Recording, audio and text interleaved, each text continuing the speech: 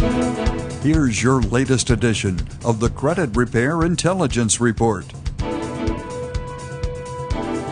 In this week's Credit Repair Intelligence Report, you're going to discover why banks and credit bureaus love low credit scores.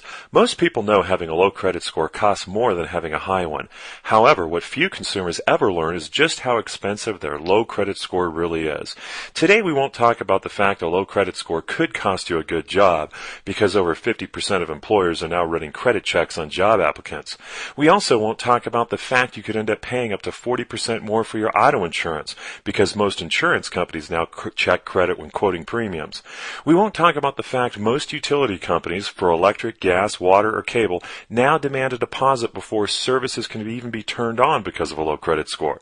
And we won't talk about the other 5 ways a low credit score will cost you money and make life more difficult each month.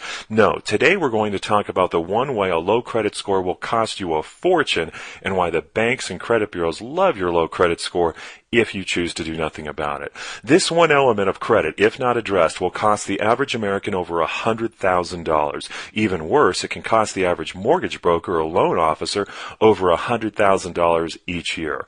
The saddest part of all, the banks and credit bureaus win if you choose to do nothing because it's your loss, and your loss is their gain. Let us explain. We all know the largest purchase a consumer will make in their lifetime is their home. As a result, the greatest amount of interest ever paid in a consumer's lifetime will be on the loan for that home. Again, most consumers know with a low credit score they're going to pay a higher interest rate on that loan. However, few consumers ever learn the real amount that increased interest ends up costing them over the life of the loan. After all, the typical American consumer now lives in a world where their only focus when financing anything is all about the monthly payment. This type of thinking feels good in the short run, but becomes expensive in the long run. Let's look at some factual numbers as to why with the story of Bill and Ted. Bill and Ted both bought homes in the same neighborhood, on the same street, and for the same price. Bill had a high credit score and borrowed $180,000 to purchase a 4-bedroom, 3-bath home. Because of his high credit score, he got a 30-year fixed-rate loan at 5.5% interest. Here's what Bill's loan looked like. His loan amount was $180,000. His interest rate was 5.5%. This gave Bill a monthly payment of $1,022. His payments over 30 years totaled $367,927. His interest paid over the term totaled $187,927. Of his $367,000 in total payments, $187,000 went to interest. Bill paid for his house twice after interest. But don't cringe until we're done talking about Ted. Ted had a low credit score and borrowed $180,000 to purchase a 4-bedroom, 3-bath home on the same street as Bill. He got a 30-year fixed loan as well, but because of his low credit score, his interest rate was 8% instead of Bill's 5.5%. Here's what Ted's loan for the same $180,000 loan looked like. Ted's loan amount was $180,000. His interest rate, 8%. This gave Ted a monthly payment of $1,320, about $300 more per month than Bill's. Ted's payments over 30 years totaled $475,479. Ted's interest paid over the term totaled $295,479. The problem is not that Ted paid over $295,000 in interest on his loan of $180,000. The real issue is that Ted paid $108,000 more in interest than Bill just because his credit score was lower. Ted's total home loan interest paid, $295,479. Bill's total home loan interest paid, $187,927.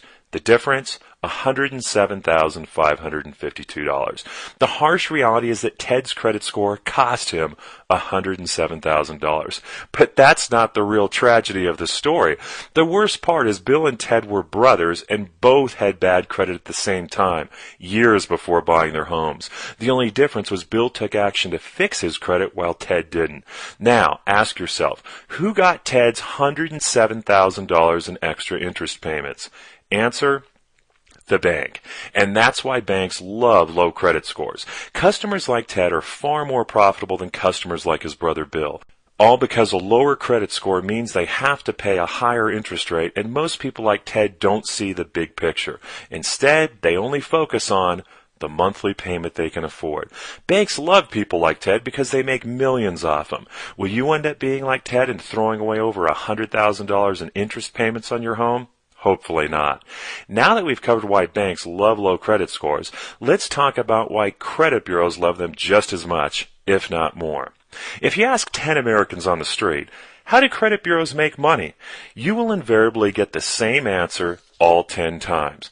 By selling credit reports, of course. While this answer is true, it's not the whole truth. The reality is that credit bureaus make the bulk of their money by selling personal information, not running credit reports. In the example of Bill and Ted, one doesn't have to be smart to realize that Ted is a more profitable customer to the bank than Bill, because Ted has to pay a higher interest rate due to his credit score. This is because Ted is what's known as a subprime borrower. Since subprime borrowers are more profitable customers because they pay higher interest rates, there is a thriving business for credit bureaus to sell lead data to mortgage lenders. Remember, credit bureaus make the bulk of their money not by selling credit reports, but by selling personal information. And the only thing more profitable than selling personal information is when you can sell that same personal information over and over to multiple clients. Let's wrap this up with just one example. Trigger leads. A while back, the credit bureaus came up with an extremely profitable product to sell mortgage brokers called trigger leads. The best way we like to explain a trigger lead to consumers is to have them imagine they work at their local sheriff's office answering the telephone. Then, every time someone calls and gives their name, address, and phone number in order to file a police report that their home was just broken into, they then take that information and turn around and sell it as a lead to 20 different home security companies so they can contact the recent victim about purchasing a security system for their home. After all, you can't find a hotter lead for a home security system than a person who's just had their home robbed within the last 24 hours. Trigger leads essentially work the same way, except they're sold to mortgage brokers. It works like this. Joe Consumer goes to his local bank or mortgage broker to get pre-qualified to purchase a home. As a result, the lender pulls his credit in the process. The credit bureau sees that Joe Consumer is shopping for a loan, so they then sell his name, address, and phone number to other mortgage brokers as a trigger lead within 24 hours. So they can then call him and pitch him a better deal. Sound interesting? It gets better. In some cases, the trigger lead will be sold 20 times in less than 24 hours. Shocked? Don't be. Not until you learn that trigger leads can cost around $5 each or more depending on the data selects. So let's break down the numbers real quick. Joe Consumer gets his credit pulled in the process of pre-qualifying for a home mortgage. His personal information is then sold for $5 as a trigger lead to up to 20 different mortgage brokers within 24 hours. Simple math tells us that if 20 people each pay $5 for Joe's contact information, that's $100 generated off Joe's name. Now imagine how many Joes are generated each day by the credit bureaus. Selling sales leads for loans and credit card offers is a big business for the credit bureaus. How many other businesses have a database of over 200 million names they can make money off selling over and over? Now, imagine who is the most profitable lead they can sell. A person with a high credit score or a person with a low credit score?